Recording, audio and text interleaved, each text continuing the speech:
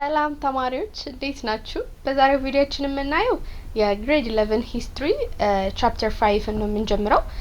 በባለፈው ቪዲዮአችን እንግዲህ ቻፕተር 4ን ጨርሰናል። ቻፕተር 4 በጣም ሰፊ ነበር። እንግዲህ በጣም በብዙ ቪዲዮ ነው የሰራ ነው እንግዲህ እናም ሰፋ ያለ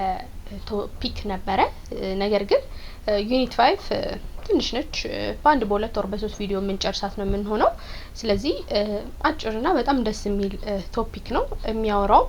Peoples and States of Africa through the 15th century ነው። እንግዲህ ህዝቦችና አፍሪካ ውስጥ የሚገኙ በ15ኛው ሴንቸሪ ጀምሮ የነበሩ አፍሪካ ውስጥ የሚገኙ ህዝቦችና ስቴቶች ወይም ከተማዎች እንዴት ነበሩ፣ እነማ ነበሩ የሚለውን በዚህ ቻፕተር ዩኒት 5 ላይ እናያለን። አጭር ነው። ስለዚህ ወደ ኢንትሮዳክሽኑ ወይም ወደ መግቢያው ፓርት ስንሄድ archaeological studies and finding conducted in different parts of Africa confirmed that continent as a cradle of man እንግዲህ የተለያዩ የአርኪኦሎጂካል ጥናቶች እንደተገኙት ከሆነ በአርኪኦሎጂካል ጥናት ግኝቶች መሰረት አፍሪካ እንግዲህ የሰው ልጅ መገኛ አህጉር ነች ብለው ደምድመዋል። Africa is among other one of the centers of cultures and civilizations of the ancient and medieval world እንግዲህ አፍሪካ እንደሌሎቹ ኮንቲኔንት አንድ የባህልና በጥንታዊ ጊዜና እንደዚሁም በሜዲቫል ፔሪድ ጊዜ ነበሩ የባህል ማዕከል ነች ይላል።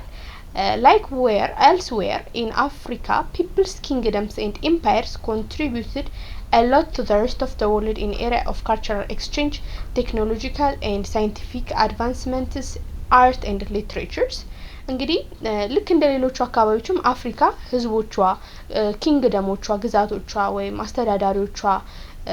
እነዚህ ሁሉ እንግዲህ ለዓለም ላይ አሁን ላይ ላለው ካልቸራል ኤክስቼንጅ ለተቀሩት ዓለም ይሄ የባህል ልውውጥ ቴክኖሎጂ እንደዚሁም አዳዲስ የሳይንቲፊክ ግኝቶች አርት ስነ ጥበብ ሊትሬቸር እንዲሁም ስነ ጽሁፎች አበርክታለች ማለት ነው። So in this unit we will be looking into the diverse language superfamilies that peoples of Africa speak, the major peoples that developed states, kingdoms and empires, commercial transactions and early contacts of the continent with the outside world. ስለዚህ በዚህ ዩኒት ላይ የምንመለከተው ምንድነው ትልልቅ ቤተሰብ ያላቸው ቋንቋዎችን አፍሪካኖች የሚናገሩ ትልልቅ ቤተሰብ ቋንቋዎች the major peoples that develop state ዋና ህዝቦች የሆነ ስቴትን ዴቨሎፕ ያደርጉ የሚገነቡ ህዝቦች እነማን ናቸው? ኪንግደም ኢምፓየር ግዛት ኮመርሻል ትራንዛክሽን ወይም ይሄ የንግድ ልውውጥ ወይ ንግድ የምንለው ራሱ early contacts of the contact with the outside world ሌላኛው ደግሞ early contacts ቀደም ሲል የነበሩ ኮንቲኔንቷ ወይም አፍሪካ ከተለያዩ የተቀሩት የዓለም ክፍሎች ጋር ታደርጋቸው የነበሩ ግንኙነቶችን እምና ይሆናል ማለት ነው በዚህ ዩኒት ላይ። So learning outcome ምንድነው? አንድ ተማሪ at the end of this unit ምን ማወቅ አለበት? ምን መቻል ስለዚህ ዩኒት ምን መናገር መቻል አለበት ስንል identify the major language groups and distribution in Africa አፍሪካ ውስጥ ያሉ ዋና ቋንቋዎችና ስርጭታቸው እንዴት እንደሆነ አይደንቲፋይ ማድረግ መቻል አለበት፣ መለየት መቻል አለበት። Analyze the kinds of relationships that existed among the different states and kingdoms of Africa ሌላኛው ደግሞ አፍሪካ ውስጥ የሚገኙ የተለያዩ ስቴቶችና ኪንግደሞች እርስ በራስ የነበራቸው ግንኙነት እንዴት ነበር የሚለው ማወቅ አናላይዝ ማድረግ መግለጽ መቻል አለበት። በመጨረሻም ደግሞ examine the social origins of a slave trade in Africa slave trade ወይም የባሪያ ንግድ አፍሪካ ውስጥ እንዴት እንደጀመረ ኦሪጂኑን አነሳሱን እንዴት እንደሆነ ኤግዛማይን ማድረግ መቻል አለበት ማለት ነው። ስለዚህ አሁን ላይ እንደተመለከቱት በጣም ኢንተረስቲንግ ሳብጀክት ነው ሂስትሪ ራሱ በራሱ። ከዛ ደግሞ ይሄ ቶፒክ በጣም ነው ደስ የሚኖር ለመናገር አይ ቲንክ ግሬድ 9 ላይ ተመራችሁት ያለፋችሁት ነው። በአዲሱ ካሪኩለም ላይ እዚህ አዲሱ የግሬድ 9 መጽሐፍ ላይ አለ። አይ ዶንት ኖ የድሮ መጽሐፍ ላይ ግሬድ 9 ይሁን 10 ይሁን የተማራችሁት ስለ አትላንቲክ ስሌቭ ትሬድ እናያለን። እነዚህ የመሳሰሉት ነገሮች ኦልድ ካሪኩለም ላይ ሳይሆን አዲሱ ካሪኩለም ላይ እንግዲህ አለ። ስለዚህ our first topic የሚሆነው 5.1 ላይ የምናገኘው ancient and medieval African states ጥንታዊ ወይም ሜዲቫል ማዕከል ላይ የሚገኙ የአፍሪካ ስቴቶች እንዴት ናቸው የሚለው እናያለን። 5.1 ላይ ደግሞ African languages classification and distribution የአፍሪካ ቋንቋዎች ክላሲፊኬሽን ክፍፍላቸውና ዲስትሪቢዩሽን እንደዚሁም ስርጭታቸው እንዴት ነው የሚለው እናያለን ማለት ነው። አዲስ አይደለም ይሄ ቶፒክ።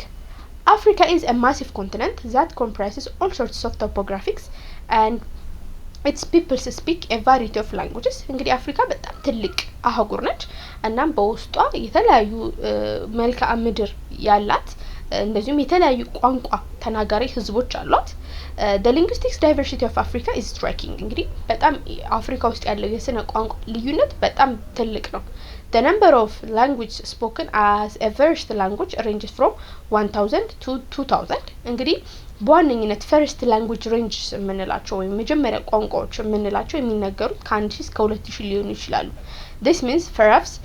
about 1/3 of the world language can be found in Africa alone ስለዚህ ይሄ ደግሞ የሚያሳየው እንግዲህ ዓለም ላይ ከሚነገሩ ቋንቋዎች 1/3 የሚሆነው አፍሪካ ውስጥ ብቻውን ይገኛል ማለት ነው። at least 75 of these languages are spoken by millions of people or more እና ከነዚህ ቋንቋዎች ውስጥ ከነዚህ 1000 ወይም 2000 ከሚሆኑት ቋንቋዎች 75% የሚሆነው በሚሊዮኖች የሚቆጠሩ አፍሪካዎች ይናገሩታል ወይም አፍሪካ ህዝቦች ይናገሩታል ማለት ነው። Nigeria itself has around 500 languages making it one of the most linguistic diverse country in the world እንግዲህ ናይጄሪያ ራሱ አንድ የቻለች ብቸኛው ሀገር ራሱ 500 ቋንቋዎች በውስጧ ይናገሩባታል። ይሄ ደግሞ ዓለም ላይ በጣም ብዙ ቋንቋ ተናጋሪ ህዝቦች ያሉባት ሀገር እንድትሆን አድርጓታል ማለት ነው። there might be a few thousand languages spoken natively in Africa but most of them fall neatly into just few categories እንግዲህ አፍሪካ ውስጥ በጣም በሺዎች የሚቆጠሩ ቋንቋዎች በዋነኝነት ሊነገሩ ይችላሉ። ነገር ግን እያንዳንዱን ያው እንግዲህ ሺውን ቋንቋ መለየት ስለማንችል ለይተን ማውጣት ስለማንችል ግን እነሱ በተለያዩ ካታጎሪዎች ውስጥ በተለያዩ ምደባዎች ውስጥ መድበን ልንመለከታቸው እንችላለን ማለት ነው። language scholars classify the language of Africa into 4 different families or phyla: the Niger-Congo language, the Afro-Asiatic language, the Nilo-Saharan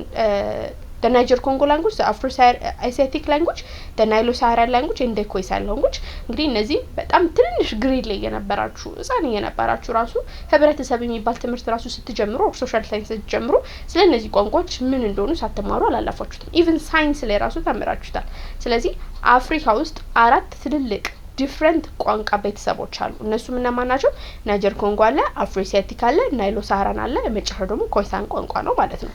so our the first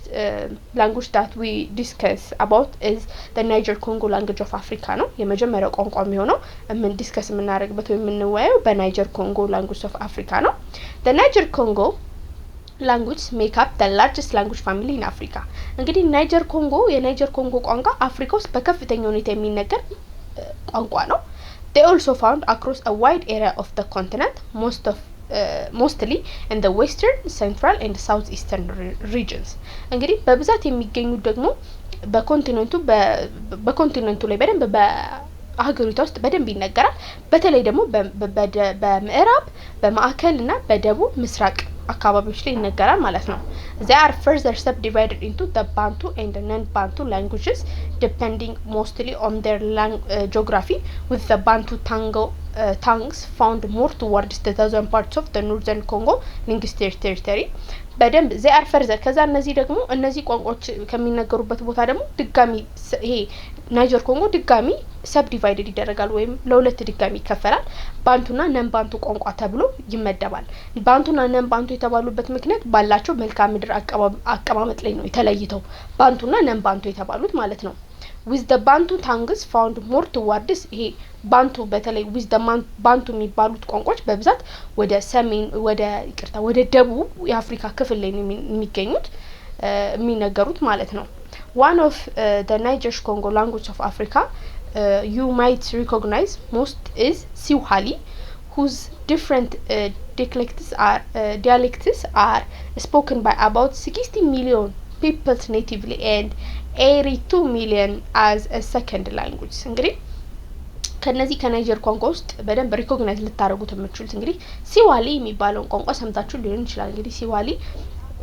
ታንዛኒያ ውስጥ የሚነገር ቋንቋ ነው። አይ ቲንክ ኬንያ ውስጥ የሚነገራል። ብቻ በብዙ ከናይጀር ኮንጎ ውስጥ በጣም ብዙ ተናጋሪ ያለው ቋንቋ ሲዋሊ በደንብ ልታቁት ይችላሉና 16 ሚሊዮን የሚሆኑ ኔቲቭ ተናጋሪዎች አሉት። 16 ሚሊዮን እሱን ብቻ ቋንቋ የሚያወሩ ህዝቦች አሉ። ከዛ ደግሞ 82 ሚሊዮን የሚሆኑ ህዝቦች ደግሞ እንደ ሁለተኛ ቋንቋቸው የሚናገሩት አሉ ማለት ነው። it was influenced heavily by Arabic due in no small part to the history of trade between Africa and peoples from Arab lands እንግዲህ በጣም ኢንፍሉዌንስ ከፍተኛ ጫና ያሳደረበት የአረብኛ አለበት አረቢኮች ትንሽ ወደ ውስጥ ወደ አረብኛ ይጠጋል ይሄ የሚሆነበት ምክንያት ለረጅም ጊዜ አፍሪካን እና አረብ ጋር በአፍሪካና አረቦች መካከል ከፍተኛ የሆነ ንግድ በታሪክ ስለተደረገ ነው ማለት ነው it is sometimes considered the lingua franca of the Africa Great Lakes region because it is so widely used and lingua franca of African Great Lakes region because it is so widely used and taught among others in schools in places like Tanzania, Uganda, Democratic Republic of Congo and Kenya. Yes, sound እንዳልኩት ነው እንዲሁም አንዳንዴ it is sometimes called lingua franca means ምንድነው የንግድ ቋንቋ እንደ ንግድ ቋንቋ ራሱ በአንዳንድ የግሬት ሌክስ ትልልቅ ሀይቆች ወዳሉበት የአፍሪካ ሀገራቶች ላይ በደንብ ይነገራል ኢቭን ትምህርት ቤት ተከፍተውላቸው ራሱ ትምህርት ቤት መነጋገሪያ ቋንቋቸው ሆኖ ታንዛኒያ ኡጋንዳ ውስጥ ዴሞክራቲክ ሪፐብሊክስ ኦፍ ኮንጎ እና ኬንያ ውስጥ ይነገራል ማለት ነው ሲዋሊ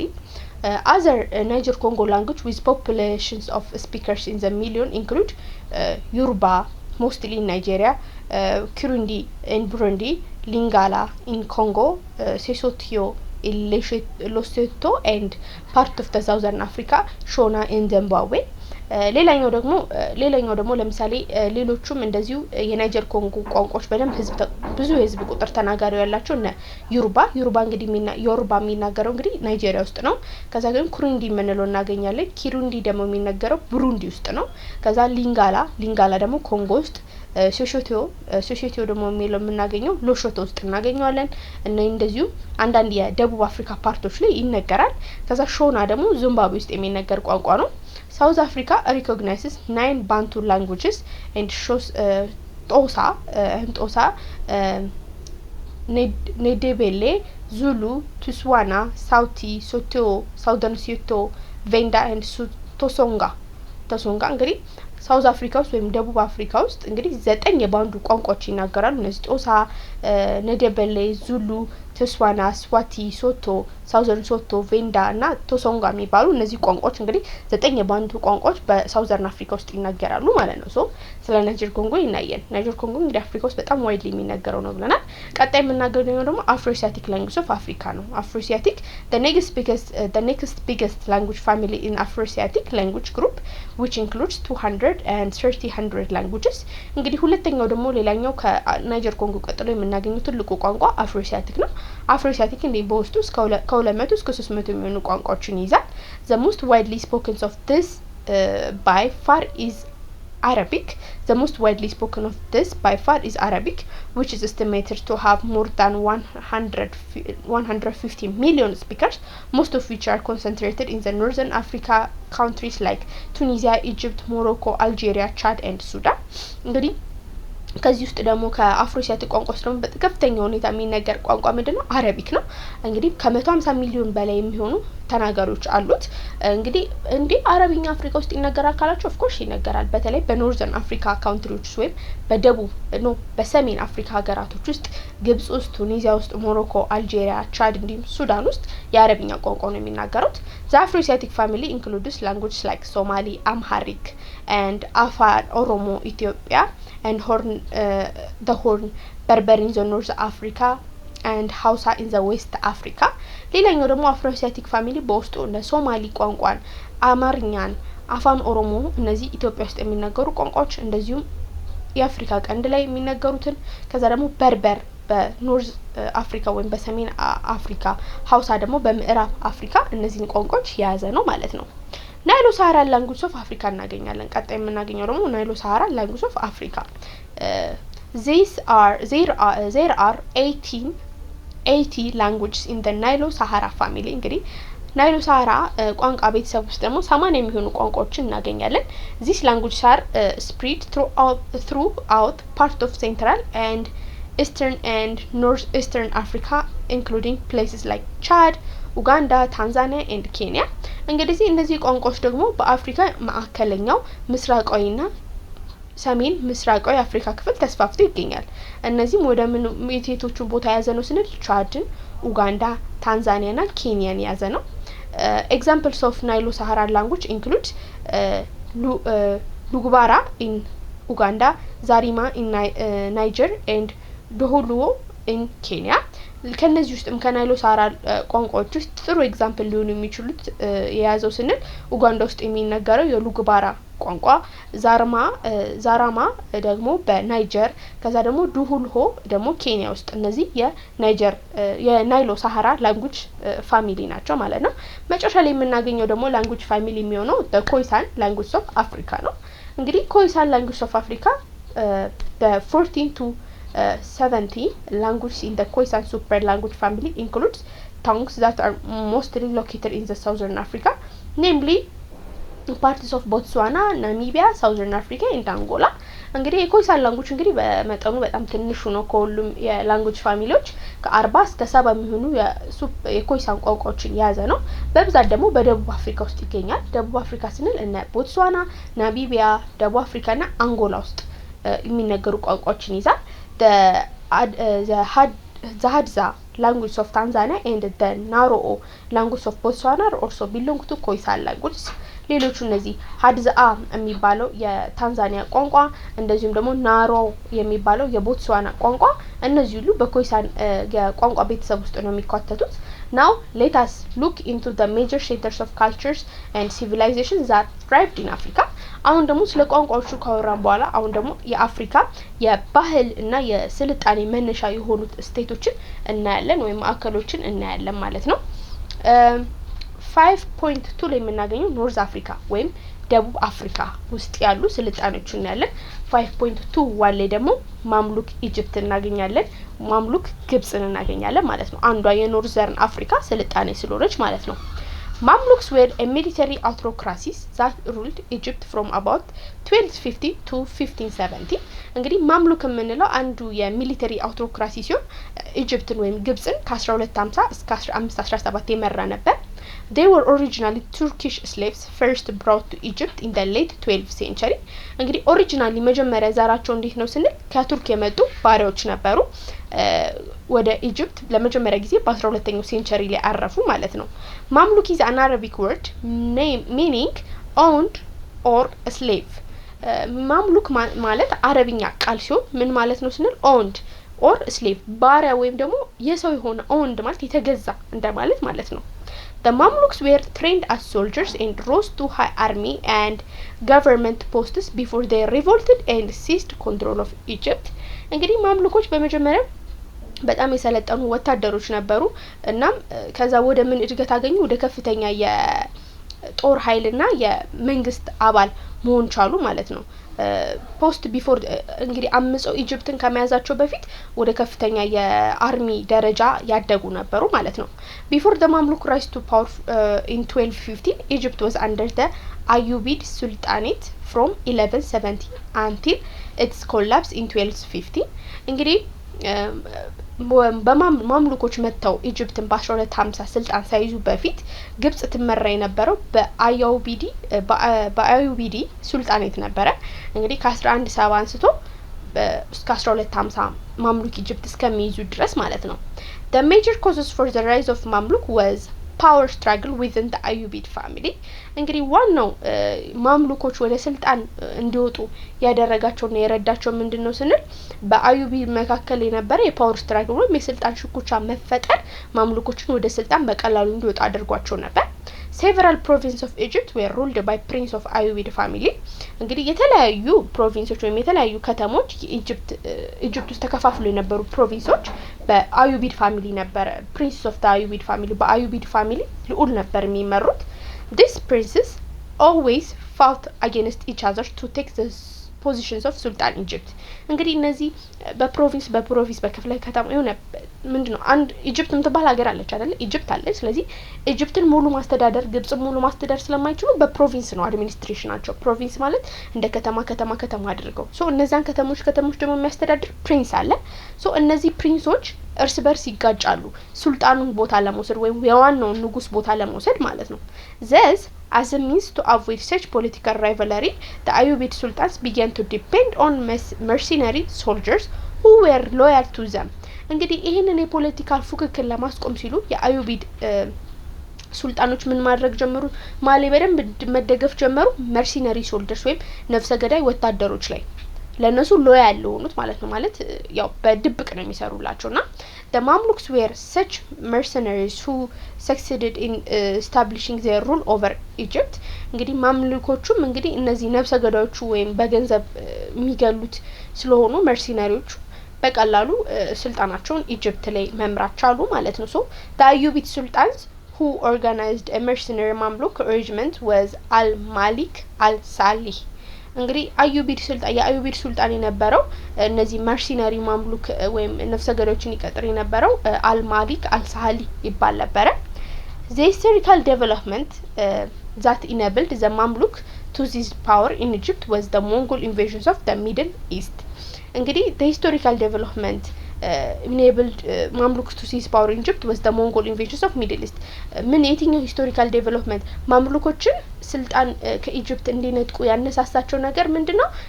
ሚድል ኢስት ላይ ወይም ማዕከላኛው ምስራቅ ላይ የማንጎሎች ኢንቬዥን ወይም የማንጎሎችን ጥቃት በመመልከት ነው ማለት ነው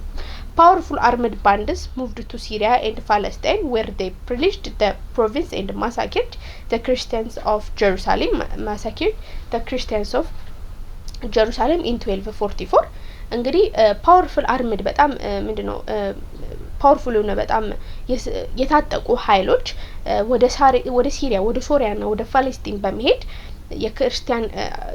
ክርስቲያን ጀሩሳሌም በ1244 እዛ አካባቢ የሚኖሩ ህዝቦች ላይ ጥቃት አድርሰው ነበር this incited led to a strong reaction among the western Christian states ይህ ደግሞ በጣም የዌስተርን ክርስቲያኖች ወይም ምዕራብ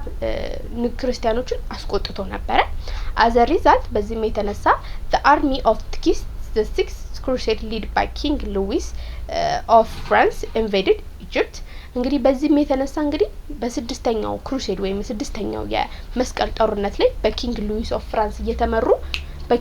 ኦፍ ፍራንስ እየተመሩ ኢጅፕትን ኢንቬድ ያደረጉ ወይም ኢጅፕትን ያዙ ማለት ነው ኢጅፕት ተያዘች ማለት ነው at that time of invasion Sultan al-Malik al-Sali was killed እንግዲህ በዚህ ጊዜ ፍራንስ የኪንግ ሉዊስ የፍራንስ መሪው መጥቶ ኢጅፕትን ግብጽ በተያዘች ጊዜ የሱልጣን የነበረው የአዩቢ መሪ የነበረው አልማሊክ አልሳሊ ህይወቱ ተገደለ ማለት ነው but the Mamluk fought against the Crusaders ነገር ግን ማምሉኮቹ ክሩሴደሮቹ የመስቀል ጦረኞቹን ተዋግተው ነበር in the ensuing war the Mamluks defeated the Crusaders and captured Louis በዚህም ጦርነት ላይ እንግዲህ ማምሉኮቹ በደንብ ከሉዊስ ጋር ፋይት አድርገው ሉዊስን ማሸነፍ ቻሉ ማለት ነው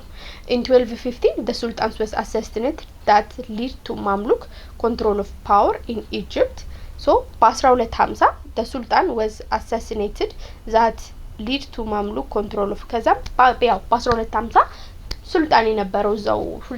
ህይወቱ ስላለፈ ማምሉኮች በቀላሉ ወደ ኢጅፕት ስልጣን ላይ እንዲወጡ አደረጋቸው ማለት ነው in the 1250s the Mongols attempted a second conquer of Egypt but they were defeated by the Mamluks again as they had been in the prior time እንግዲህ ከዛም በኋላ ማንጎሎቹ ድጋሚ በ1250 ማንጎሎች ድጋሚ መጥተው ኢጅፕትን እንደ ቀድሞ ለመያዝ ሙከራ አድርገው ነበር ነገር ግን እንደተለመደው ማምሉኮቹ አሸነፏቸው ማለት ነው this repeated victory again foreign invaders through they themselves were outsiders gave their prestige and acceptance as champions of Islam which significantly helped them to control powers እንግዲህ በተደጋጋሚ ይሄ የውጭ ኃይል ማሸነፍ ስለቻሉ በማሸነፋቸው የተነሳ ያው ስልጣን ላይ ሲወጡ የተለየ prestige ወይም የተለየ ዝናና acceptance አገኙ ማለት ነው ወይም ተቀባይነት አገኙ ማለት ነው the Mamluk rule in Egypt witnessed economic prosperity and greatness እንግዲህ ማምሉኮች ኢጅፕትን እየመሩ በነበረበት ጊዜ ግብጽ ውስጥ ከፍተኛ የሆነ የኢኮኖሚ ብልጽግናና እድገት ታይቶ ነበር under their rule በእነሱ አስተዳደር architecture craftsmanship scholarship flourished እንግዲህ በእነሱ አስተዳደር ጊዜ ይሄ architecture ወይም የህንጻ ኪነ ጥበብ ምንድነው craftsmanship የእጅ ጥበብ ስራዎች ስኮላርሺፖች ተጀምረው ነበር ፍሎሪሽ ተፈጥሮ ነበር they published artfully decorated military strategy manuals and were passionate about the polo or horseback game due to its similarity to military battle እናም ደግሞ የራሳቸውን አርቲፊሻል የሆነ ዲኮሬትድ ወይም ከስነ ጥበብ ጋር የተገናኘ የሚሊተሪ ስትራቴጂ ወይም የጦር ኃይል ስትራቴጂ ማኑዋልን ፈጥረው ነበር በዛ ላይ they are passionate about polo ስለሚባለው ነገር ወይም ይሄ horseback ቦል ጌም ወይም ደግሞ ፈረስ ሊሆኑ የኳስ አይነት ጨዋታ ላይ በጣም ኢንተረስትድ ነበሩ ፍላጎት ነበራቸው ምክንያቱም ከሚሊተሪ ባትል ጋር ወይም ከጦርነት ጋር ተመሳሳይ ስለነበረ ማለት ነው the economic prosperity of Mamluk Egypt was a function of her active involvement in the trans-Saharan trade የኢኮኖሚክ ፕሮስፐሪቲያቸው ወይም የኢኮኖሚ ብልጽግናቸው ደግሞ እንዴት ነው የመጣው ስንል የማምሉክ ኢጅፕቶች በዚህ በትራንስ ሳሃራ ትሬድ ላይ በጣም በመሳተፋቸው እዛ ላይ ተደጋጋሚ ኢንቮልቭመንት በማድረጋቸው ነው እድገታቸው የመጣው ማለት ነው ሙስሊም in West Africa carry a huge amounts of gold Muslims in West Africa carry a huge amounts of gold hard to pass through Cairo on their pilgrimage to Mecca and the revenue that Egypt gained from spice trade that linked the Far East with the Mediterranean world along the Red Sea እንግዲህ ሙስሊሞች በዌስት አፍሪካ አድርገው ወደ ምዕራብ አፍሪካ አድርገው በምዕራብ አፍሪካ ከምዕራብ አፍሪካ የሚመጡት ከፍተኛ የሆነ የወርቅ መጠን ያለውን ይዘው በካይሮ በኩል የሚያልፉት የት መካ ሄደው ካባን ለመጎብኘት ማለት ነው ሶ በዛ በኩል ስለሆነ የሚያልፉት the revenue ይሄ ፕሮፊቱ ማለትም ይሄ ትርፉ እዚህ ከንግዱ የሚገኘው ገንዘብ ማለትም ይሄ ከስፓይስ ትሬድ ማለት ከእነዚህ ከቅመሞች የሚገኝ ንግድ ዛት ሊንክድ ፋር ኢስትን እና ሚድል ኢስትን በቀይ ባህር ጋር ያገናኙ የንግድ የሚመጣው ፕሮፊት ወይም ገቢ ለነሱ ታክሱ ግብሩ ለነሱ ገቢ ሆኖላቸዋል ማለት ነው This economic growth in Egypt strengthens the military power of Mamluks to launch military expeditions towards the south. ይህ ኢኮኖሚክ ግሮዝ ደግሞ ይህ የኢኮኖሚ እድገት ደግሞ ኢጂፕት ሚሊታሪ ያላትን የጦር ኃይል እንድታጠነክርበት አድርጓታል በዚህም የተነሳ ማምሉኮች ተደጋጋሚ የሆነ የጦር ዘመቻ ወደ ሳውዝ እንዲያስጀምሩ አድርጓቸዋል ማለት ነው One of such expedition was the one they made to Nubia in the Sudan አንደኛው ለዚህ ምልክት የሚሆነው ዘመቻ ምንድነው the one that they made to Nubia ወደ ኑቢያ ያደረጉት ዘመቻ ሱዳን ላይ ማለት ነው In 1275 they controlled Nubia and converted the peoples to Islam እንግዲህ በ1275 ወደ ኑቢያ በመሄድ ህዝቡን ወደ በመያዝ ኑቢያን በመቆጣጠር ህዝቡን ወደ እስልምና ለውጠውታል ማለት ነው By the dawn of 15th century the Mongols sought to attack Egypt እንግዲህ በ15ኛው ሴንቸሪ ላይ ሞንጎሎች ድጋሚ ኢጂፕትን ለማጥቃት ተነሱ እና however they had fight with Ottoman Turks whom they defeat ነገር ግን they had to fight ነገር ግን ኦቶማን ቱርኮችን መጀመሪያ ማለት ነበር ከኦቶማን ቱርኮች ጋር መግጠም ነበረባቸው The latter the major threat to the Mamluks also sought to attack Egypt the major threats of the Mamluks እነዚህ ኦቶማን ቱርኮች ራሱ ማምሉኮች ጣላቶች ናቸውና also sought to attack እነሱም ኢጂፕት ላይ ጥቃት ለማድረስ ይፈልጉ ነበር But their power was heavily weakened at the hands of the Mongols ነገር ግን በጣም የነሱም አቅም በጣም ተዳክሞ ነበር በሞንጎሎች እጅ ስር ስለሆኑ However this temporary has to be challenged at the beginning of the 16th century ነገር ግን ይሄ ችግር ድጋሚ በ16ኛው ሴንቸሪ ተነሳ and the 1516 the Ottoman Turks controlled Egypt እንግዲህ ይሄንን ችግራቸውን አልፎ ኦቶማን ቱርኮቹ ኢጂፕትን በ1516 ተቆጣጠሯት ማለት ነው This marked the end of about 260 years of actual Mamluk rule in Egypt ይህ ደግሞ እንግዲህ ለ260 አመት ግብጽን ያስተዳድሩ የማምሉክ አስተዳደሮችን እንዲያበቃ ነው ያደረገው ማለት ነው The rivalry between the Portuguese and the Ottoman Turks over the control of the Red Sea and the Indian Ocean was the main reason that motivated the Ottoman Turks to control Egypt እንግዲህ በኦቶማን ቱርኮችና በፖርቹጊዞች መካከል የነበረው ይሄ የቀይ ባህርና የህንድ ውቅያኖስን ለመቆጣጠር ሲያደርጉት የነበረው ፉክክር በተነሳ እንግዲህ በዚህ የተነሳ ነው ኦቶማን ቱርኮች ግብጽን ለመያዝ የተገደዱት ወይም የተነሳሱት ማለት ነው From 1517 until the rise of Muhammad Ali in 1805 the Mamluk ruled Egypt under the suzerainty of the Ottoman sultans of Istanbul እንግዲህ እስከ 1517 ሙሐመድ ከ1517 አንስቶ ሙሐመድ አሊ በ1805 ስልጣን ላይ እስከሚወጣ ድረስ ማምሉክ ኢጂፕቶች እንግዲህ በኢስታንቡል ውስጥ በሚገኘው በኦቶማን ሱልጣን ስር ሆኖ ነበር ሲያስተዳድሩ የነበረው ማለት ነው ስለዚህ ስለ ማምሉክ ኢጂፕት በዚህ ጨረስን ማለት ነው 5.3 ላይ የምናገኘው the spread of Islam to the north of Africa ነው ምንድነው የእስልምና እንዴት ወደ ኖርዝ ኦፍ አፍሪካ ወይም ወደ ኖርዝ አፍሪካ ወይም ወደ ሰሜን አፍሪካ እንዴት እንደተስፋፋ ነው የምናየው ማለት ነው The western halves of North Africa, where the present states of Algeria, Tunisia, Morocco, Mauritania are located, is called the Maghreb, the name the Arabs gave to this region. እንግዲህ ዌስተርን ሃልፍ ኦፍ እንግዲህ የኖርዘርን አፍሪካ ዘ ዌስተርን ይሄ የኖርዘርን አፍሪካ ወይም የሰሜን አፍሪካ የምዕራብ ፓርቱ ሙሉ ግማሽ በግማሽ ማለት ይቻላል አሁን ላይ እነዚህ እና አልጄሪያ ቱኒዚያ ሞሮኮና ሞሪታኒያን ያዘ ነው አረቦቹ ደግሞ መግረብ ብለው ነበር የሚጠሩት The Almoravid movement began in the 11th century. እንግዲህ አልሞራቪዶች እንቅስቃሴ ጀመረው ከ11ኛው ሴንቸሪ ጀምሮ ነበር they were nomads of the Maghreb region እንግዲህ እዛ ጋር አካባቢ ላይ ኖማድ እንስሳ አርቢዎች ነበሩ መግረብ ሪጅን አካባቢ ላይ ማለት ነው እነዚህ አልሞራቪድስ የሚባሉት ማለት ነው the Lamutuna nomadic Muslims and Berber tribes ላሙቲና ምንላቸው የኖማዲክ ሙስሊም እና የበርበር ትራይቦች የበርበር ጎሳዎች ናቸው began the Almoravid movement እነዚህ ላሙቱና የሚባሉት ናቸው እንግዲህ አልሞራቪድን እንቅስቃሴ ጀመሩት Ibn Yasin and later Emir Yahya of Morocco were the most popular leaders እንግዲህ እነዚህ መሪዎችም የነበሩት በመጀመሪያ ኢብን ያሲን ነበር ከዛ ደግሞ ኢሚር አህያ በጣም ኢብን ያህያ በጣም ታዋቂ የሆኑ ሞሮኮዊ መሪዎች ነበሩ The movement called for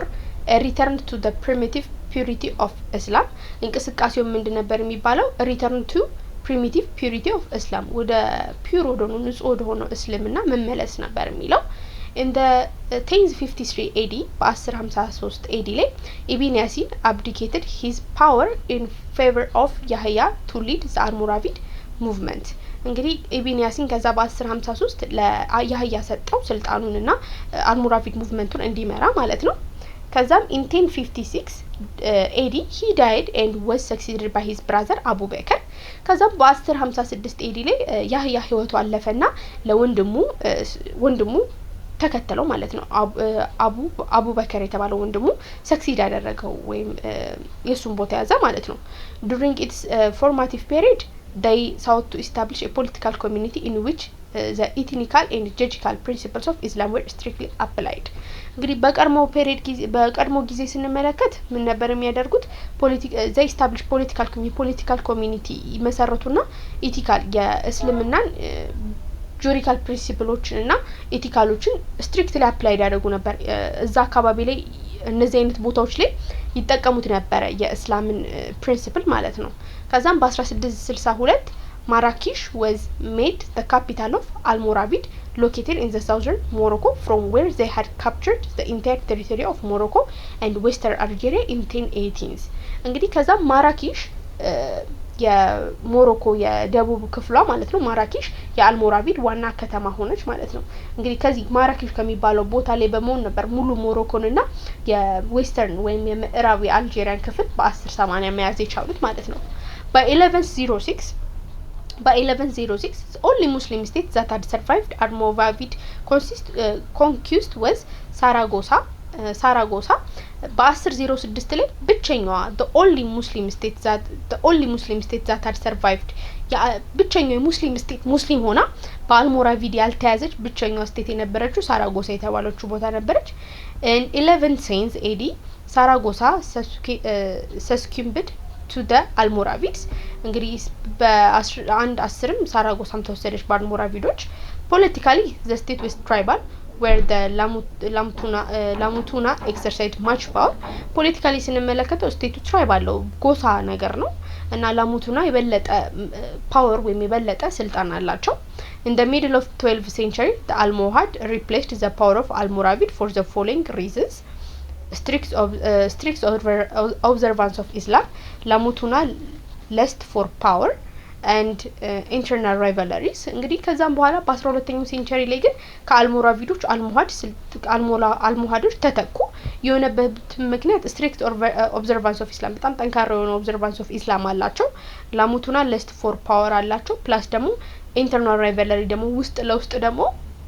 ኢንተርናሊ ፉክክር ነበረባቸው ስለዚህ ከነሱ ስልጣኑን ሪፕሌስ አደረጓቸው አልሞሃዶች ማለት ነው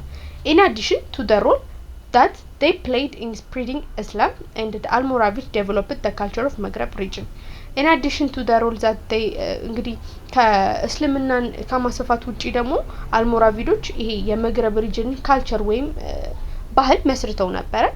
Another movement that played significantly role in the spread of Islam into the Maghreb was the Almohad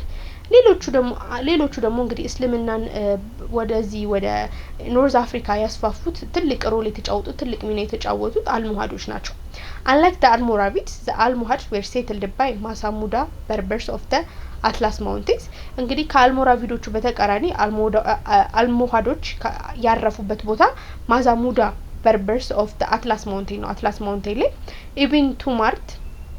Ibn Tumart was the founder of the Almohad religious reform movement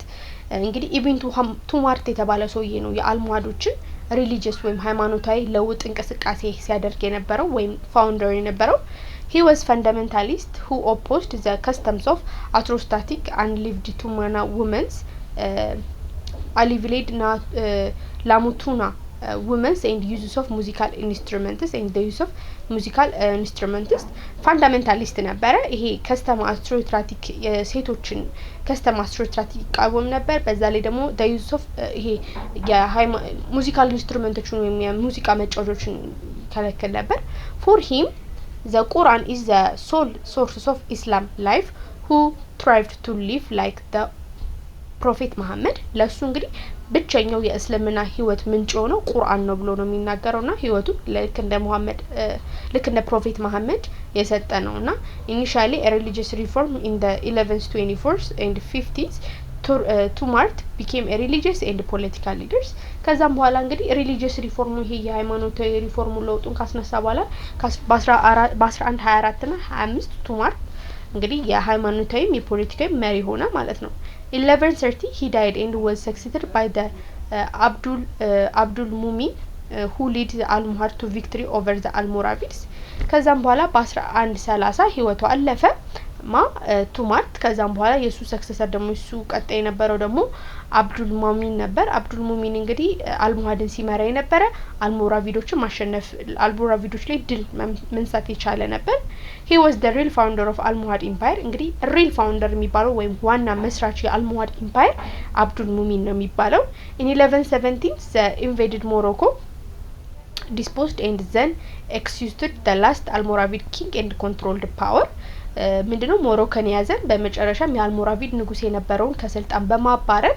ራሱ ስልጣኑን ተቆጣጣረ ማለት ነው in 1015 they invaded Spain and in 1116 the whole Maghreb region ከዛም በኋላ በ1050 ስፔንን መቆጣጣር ችሏል በ1160 ደግሞ ሙሉ ለሙሉ የመግረብ ሪጅንን ተቆጣጣረ ቀደም ያወራናቸው አልጄሪያ ቱኒዚያ ሞሮኮ እና ሞሪታኒያን የመሳሰሉትን ሀገራቶች መቆጣጣር ቻለ ማለት ነው By the early 13th century, the power of Almohad in Spain faded away owing to division among the Muslims and attacks from Christian Europe's. ከዛም በ13ኛው ሴንቸሪ ላይ ግን አልሞሃዶች ስፔንን ተቆጣጥሯት ነበር በ13ኛው ሴንቸሪ ላይ ግን የተላከመ መጣ ይሄም የሆነበት ምክንያት አንድ በሙስሊሞች መካከል መከፋፈል ተፈጠረ ሁለት ደግሞ ከክርስቲያን ዩሮፖች ጥቃት እየደረሰ መጣ ማለት ነው in the 1269 AD Almohad rule in northern Africa came to an end due to internal divisions and civil war ነገር ግን በመጨረሻ በ1269 AD አልሞሃድ ኖርዝ አፍሪካ ውስጥ የነበረውን አስተዳደር አጣ ይሄም የሆነበት ምክንያት በውስጣዊ ክፍፍልና በእርስ በርስ ጦርነት ነበር ማለት ነው So this is all about the spread of Islam in the North Africa ማለት ነው ቀጣይ ምናየው ቶፒካችን የሚሆነው 5.4 ላይ የምናገኘው states in the West Africa ወይም ስቴቶች በዌስት አፍሪካ ውስጥ እንዴት ናቸው የሚለው እናያለን እና empire of Ghana ምናምን የመሳሰሉትን በውስጡ እናያለን so interesting topic ነው ትንሽ ነው ቶሎ እንጨርሻለን ብለናል so የዛሬው ቪዲዮአችን በዚህ አብቅቷል ማለት ነው